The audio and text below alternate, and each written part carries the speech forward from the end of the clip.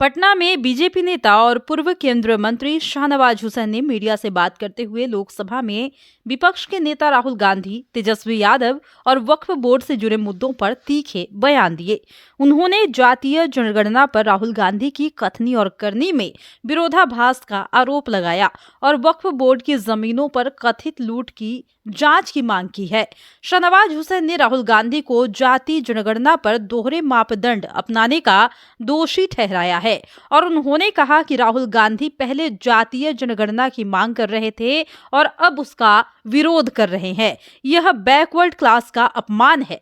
उन्होंने कांग्रेस पर संविधान का उल्लंघन करने और आपातकाल लगाने का भी आरोप लगाया और किस तरीके से उन्होंने विपक्ष पर निशाना साधा वो आप देखिए। राहुल जी, ऐसा काम न करो, बिहार के अच्छे काम को बदनाम मत करो।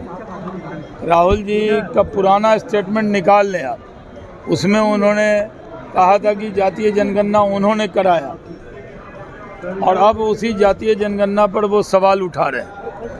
यहाँ जातीय जनगणना जो सर्वे हुआ वो एकदम अच्छा हुआ, उसको आधार बनाकर सरकार काम भी कर रही है। लेकिन राहुल गांधी अब चर्चा से बाहर रहते हैं तो वो कोई ना कोई शिगोफा छोड़ते हैं। कभी यहाँ आकर गौ सेवा के लिए भी जाते हैं, कभी लालू जी से मीट बनाना सीखते हैं। ये कैसी सेवा है?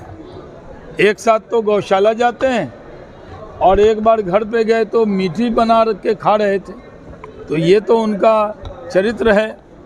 जिस तरह से राहुल गांधी ने बयान दिया है वो दुर्भाग्यपूर्ण है और उनको बिहार में जयप्रकाश जी की मूर्ति के सामने, प्रतिमा के सामने माफ़ी मांगनी चाहिए थी संविधान लेके कि संविधान की हत्या तो कांग्रेस ने की थी और बिहार से ही आवाज़ बुलंद हुई थी जिसने देश के अंदर एक आंदोलन खड़ा किया था।